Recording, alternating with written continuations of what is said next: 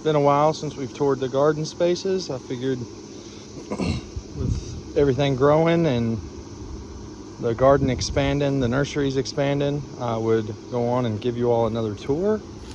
Back here we got an aronia bush and a smaller one. Got some persimmons dotted through here.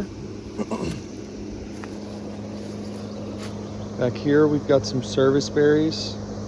Just potted most of these guys up, so they're in a shadier spot on the east side of the house. There's a good tree right there to give them some shade. Lots of clouds today. Yeah, so I'll show you why I've started putting stuff in a little bit better shade here in just a second. In this nursery bed, I planted it out late, but there are some hickory, I think that's shagbark hickory over here. I had 10 butternuts, and it looks like 3 of them have shown their face. 4 of them, 5 of them, 6 of them have shown their face. Great news. The rest of it is sown out to pawpaws of select cultivars that I ate and really liked the taste of this year. Doing a little selective breeding. I throw out the ones I don't find tasty, and I move on, throw out the seeds for those, and only save seed from the ones I find attractive. Here I've potted up some haskaps seedlings. Back here, these guys on this side, most of these guys are Cornus moss, cornelian cherry. This guy, and I believe this guy right here are dwarf chinkapin oaks. These sad looking elderberries over here are Scotia. Started them from cuttings. They could definitely use with a potting up. Just not sure if people would pay the amount of money needed to pot them up. So over here we've got quite a few Jerusalem artichokes. Got some Jerusalem artichokes right here. Some more down there, right here, and some more down there. They're kind of dotted all throughout the yard. Also over here, they're gonna spread. I've got like a little trench here. Anything that spreads into the trench or past the trench is gonna get pulled, because as you can see, I've got a neighbor there. These guys down here in these pots are apple seedlings from our orchard. These guys are grafts from our orchard that have taken. We're planning to do a little bit of a apple orchard or an apple breeding experiment, kind of skill cult style. And so these have been interstemmed. So I think that's the term for it. There's if I'm correct, it's a mid-sized rootstock, so M111 on the bottom, and a bud 19 or one of the smaller ones up top, and then the graft of the actual desirable fruit goes on the top. So there's 2 grafts there. There's a rootstock. No, okay, that's what it is. There's a rootstock. Onto that rootstock we've grafted a mid-sized tree or a small tree. There's a rootstock. Onto the rootstock we've grafted a small rootstock. So that's bud 119, I think. I believe the bottom rootstock is M111. And on the top, we grafted the most desirable genetics. We've got 40 different apple and pear cultivars at the farm. And so that's what we've got going on. Got a little tomato here, some oregano over here, some asparagus right there. Got some raspberries in the garden, some Idaho tansy. Some bronze fennel here. As you can see here, there's potatoes, and on the other side of this elderberry, there's like 3 rows of onions. In this bed out in the middle, I've got some buckeyes on this side. These are, just the white buckeye. And here we have chestnut oaks. They get a decent sized acorn. And yeah, so those will be for the squirrels and the habitat on the farm.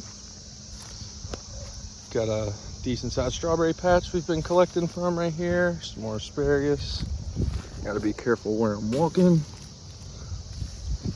Thyme. Got some eggplants. They're not looking too great, but that's all right. Had quite a bit of strawberries through there. We made a couple cobblers, ate a couple fresh. My niece really loves strawberries. She's just turned 2 yesterday, and she is eating them as fast as she can get them. So here's some more tomatoes. Dump, dump. And then there's 2 or 3 in between the onions. This elderberry was from a cutting that I just stabbed in the ground from Edible Acres. It's looking mighty fine. There's another elderberry, if you can see it over here. Hoping that's close enough to pollinate and we can maybe get some fruit off of it this year. You see that stake right there? There's a stake right here, and there's 2 lines driving through. This is where the apple breeding project's gonna go.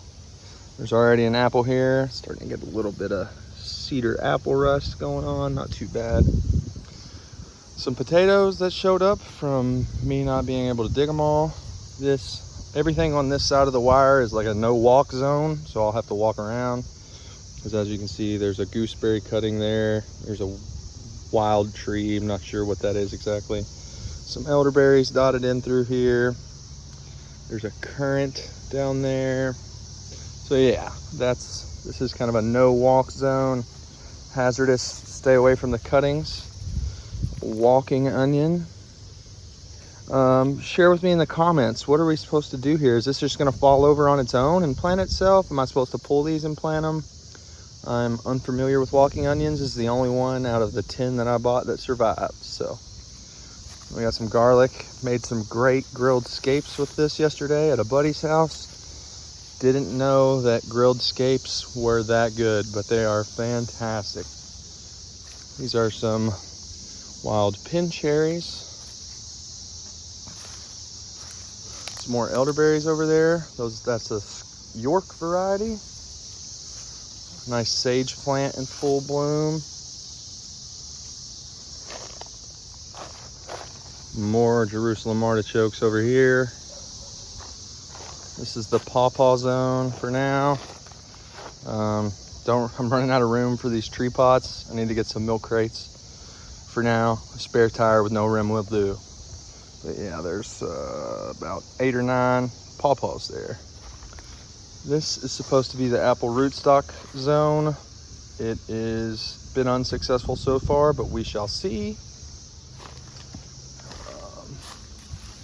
In this air prune bed, as you can see, there's some walnuts, and the first one is making its appearance. I got these in the ground really late, so it's still to be determined. There's a seedling persimmon. There's another one back there. I don't think you can see it through this wire. And then this is, I believe, shell bark on this side up front. We'll see what happens there. Some more pawpaws, and they look a little yellow, so I've just fertilized them. I've got some leftover American Pride fertilizer that I just slowly add to it. I believe it's fully organic, so I'm not too concerned. It's a yellow bud hickory, a little oil for potentially oil crop. These are white oaks with a few peaches dotted in from last year. They weren't very big, so I didn't take them out. They got way bigger than the protection box did, so I had to take the protection box off. And if the squirrels get to them, the squirrels get to them. Kind of in over my head with this amount of oak trees anyway, so we'll see what happens. Here are the chestnuts. Everything in here is a chestnut. Some of them are doing great. Some of them are just starting / not doing so great. We'll see how it turns out. In this box is bur oaks and chinkapins, Allegheny chinkapins. That's what all these little guys down here are. It's a bush chestnut. They get a smaller nut on them than a conventional hybrid or Japanese European chestnut. So this is native to the United States. The chestnuts you just saw, not so much. They're a hybrid mutt kind of deal. But these bur oaks I collected locally, so they should be well adapted to my soil in Kentucky. This is a seed breeders mix that I got, an elderberry population of seed breeders mix and wildwood seedlings that I got from Experimental Farm Network. They seem to be doing good. They grew out in an air prune bed last year, and it was hellacious to dig them out. The roots were all intertwined and all over the place, so thinking in future seasons I'll probably just prep a garden bed and put them in there. Over here we have some, I believe this is shagbark hickory, these guys right here, the 3-leaf fillers. And then we've got some sad looking persimmons from when I potted them up. Like I said, I'm starting to put things in more of a deep shade, or at least a shadier context when I go to pot them up. Yeah, they do not look so happy. But also I've got some last year's seedling pawpaws. They look for the most part pretty good. Some of them didn't make the winter, but that's all right. I think some of them are even maybe still waking up.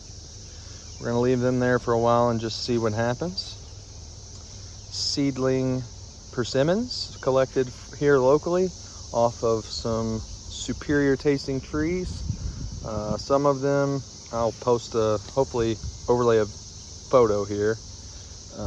Some of them got as big around as a golf ball or bigger, and some of them just had extremely good taste.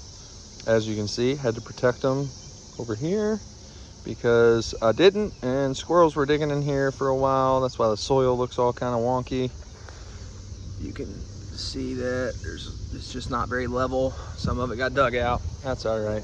Learning experience. I'm not too experienced at this, so I'm learning what the squirrels do and don't eat. And so yeah, that's what's going on there.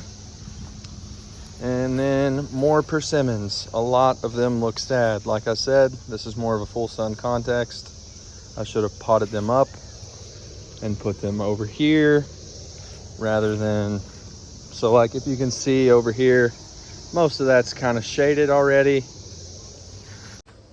Let's try this again. Ran out of storage space on my phone. Had to go delete some videos and come back out. Like I was saying, most of this gets pretty shaded at this point in the day. This kind of deal.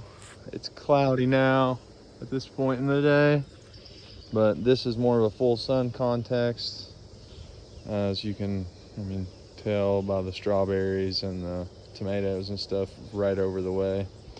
So these persimmons, when they got potted up, did not look so happy. Some of them are dead for sure. Some of them will make it still, but probably a good portion of them won't. That's all right. Learning experience. Sucks, but it is what it is. These are grafts that haven't quite shown their face yet in the apple breeding project. This is just a random cedar, or I think it's a cedar tree. 2 serviceberry bushes that are a different species. That's why I keep them separated. Those ones over there that you saw earlier are alnifolia. These, I believe, are canadensis, according to the person who sold me the seed, which there's a elderberry. This was labeled as a mix. It's the only one I have left. And then we've got a couple mulberry trees that are ready to find their new home, their final location. And then these are last year's grafts that made it. Yeah, that's what we got going on in this zone. Stay tuned, and I will take a walk around the perimeter and show you what all's growing in the ground and that we've got planted for propagation purposes around the yard. See you guys later.